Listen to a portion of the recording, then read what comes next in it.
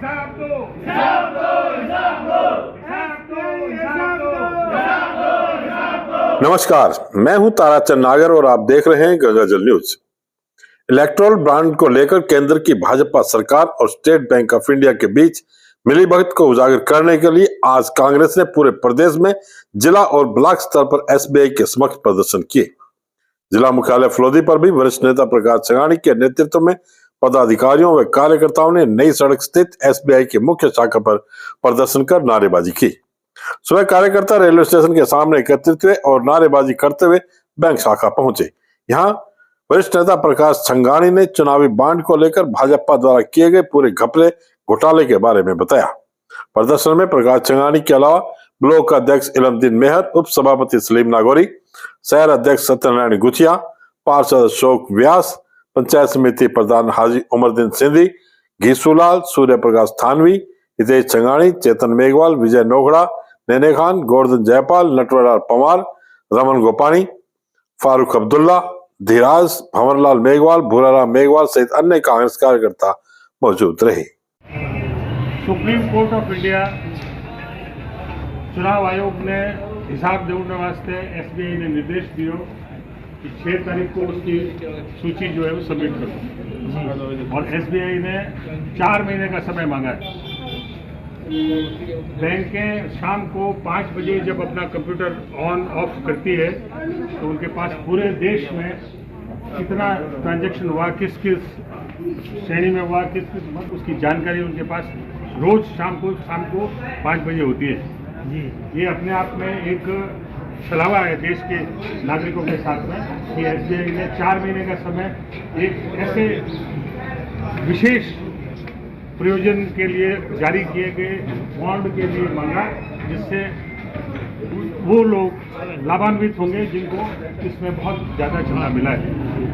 हम सब लोगों की भावना ये है कि एसबीआई को तुरंत बिना समय सीमा बढ़ाए लोकसभा चुनावों के पहले इसको उजागर करना चाहिए, और इसके लिए फलोदी विधानसभा क्षेत्र के हम सभी कार्यकर्ता प्रदेश की और देश की ऑल इंडिया कांग्रेस कमेटी के निर्देशों के अनुसार एसबीआई पर इस बात का वजन डालने के लिए आए हैं कि ताकि वो चंदा जो है वो उजागर करे और हम नागरिकों को ये बात मालूम पड़े कि किस किस कॉर्पोरेट हाउसेज ने कौन कौन से दल को चंदा दिया और उससे उन्होंने कितना राजनीतिक फायदा लिया।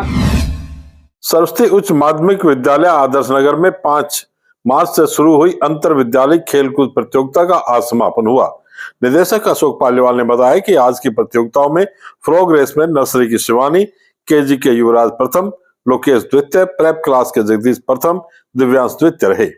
वहीं बैलून रेस में प्रेप क्लास के सिमरन प्रथम, माहेश्वरी द्वितीय, केजी मोहम्मद अयाज प्रथम, नैतिक द्वितीय रहे।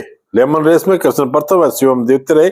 कक्षा फर्स्ट में ओजिस्विनी प्रथम व दीपिका द्वितीय रही।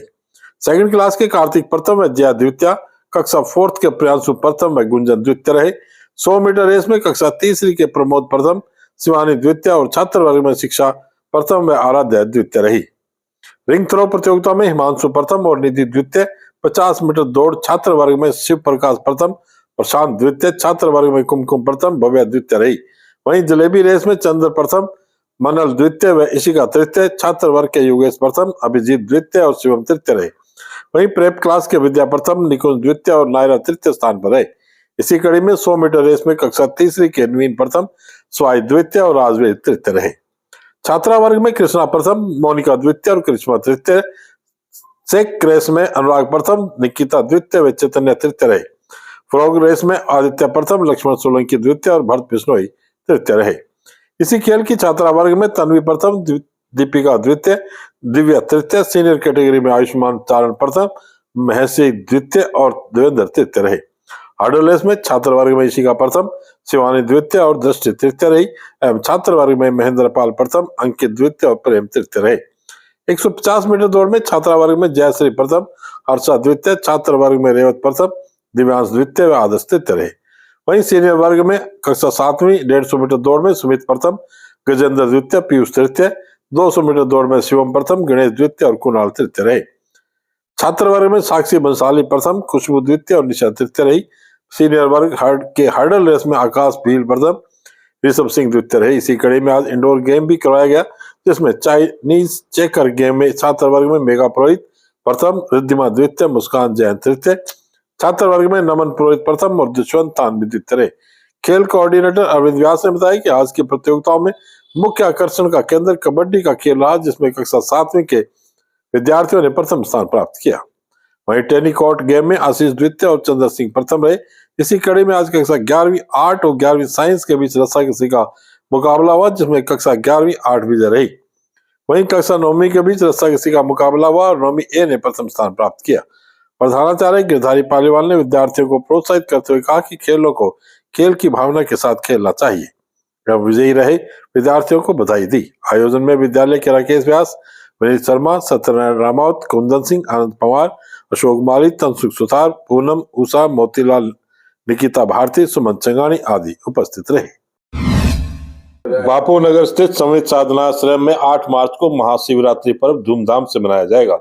अध्यक्ष कमल थानवी ने बताया कि सुबह 7:30 बजे शिव गीता के 3 अध्याय, शिवरात्रि व्रत संकल्प, भस्म आदि कार्यक्रम होंगे।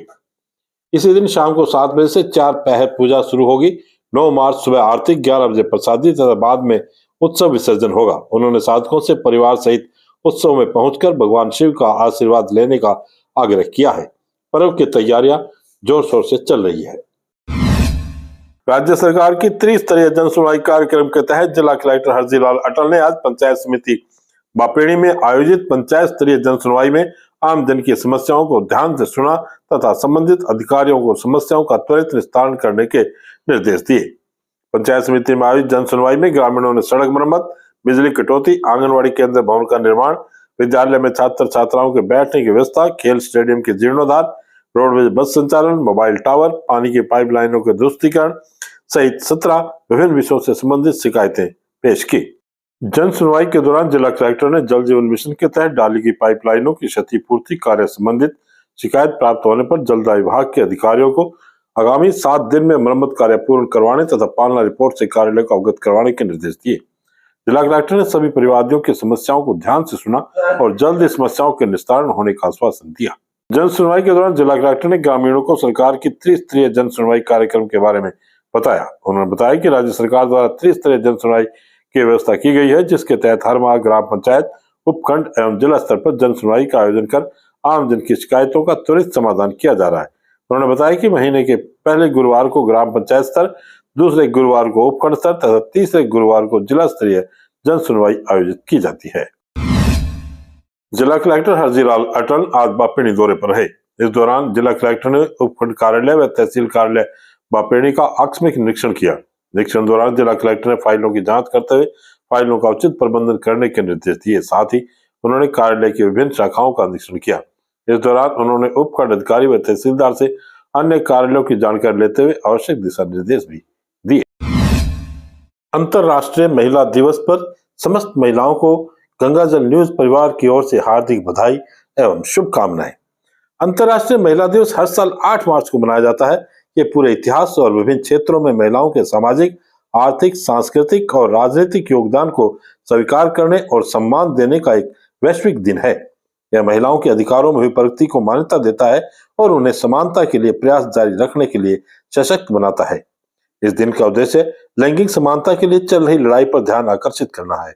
यह समान वेतन, शिक्षा तथा पहुंच और नेतृत्व के अवसरों जैसे क्षेत्रों में महिलाओं को अभी भी चुनौतियों और भेदभाव का भी सामना करना पड़ता है।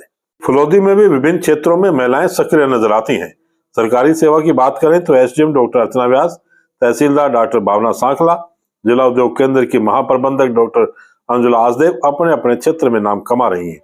अभी एसपी पद पर भी श्रीमती पूजा अवाना ने कार्यभार संभाला है। राजनीतिक क्षेत्र में श्रीमती गौरा व्यास, अनामिका तानवी, शिक्षा क्षेत्र में राजेश्वरी तानवी, नीरज कंवर शेखावत, विनोद चौधरी, मंजू चौधरी, किरण शर्मा, व्यापार क्षेत्र में नीलम व्यास, चिकित्सा क्षेत्र में doctor Madhu Sharma, doctor Saroj Paliwal, doctor Lakshmi Bishnoi, doctor Sunita Soni सहित अनेक महिलाएं अपने क्षेत्र में सक्रिय हैं।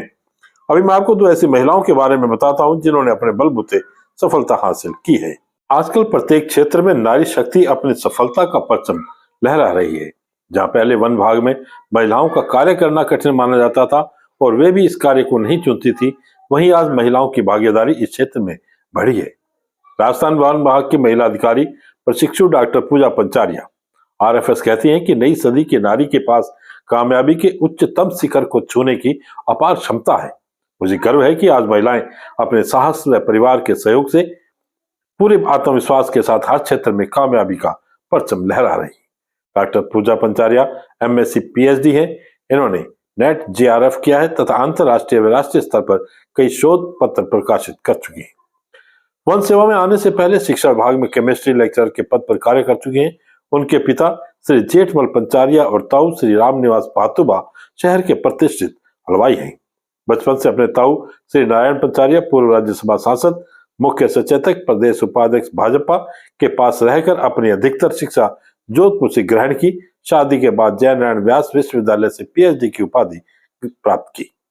पति डॉक्टर देवेंद्र तिवारी बीकानेर तकनीकी विश्वविद्यालय में असिस्टेंट प्रोफेसर के पद पर कार्यरत हैं। डॉक्टर पूजा बताती है, महिलाओं के लिए सफलता प्राप्त करने में दृढ़ता के साथ मेहनत के अलावा परिवारजन का सहयोग भी अति आवश्यक है। उनके भाई शिव पंचारिया बताते हैं कि पूजा का राजस्थान वन सेवा में 2022 में सहायक वन संरक्षक के पद पर चयन हुआ। इसमें 2 साल की ट्रेनिंग के तहत कासफोस केंद्रीय वन अकादमी कोयम्बटूर में प्रशिक्षण प्राप्त कर रही हैं। वर्तमान में केंद्रीय वन अकादमी कोयम्बटूर तमिलनाडु में गहन प्रशिक्षण प्राप्त कर रही हैं।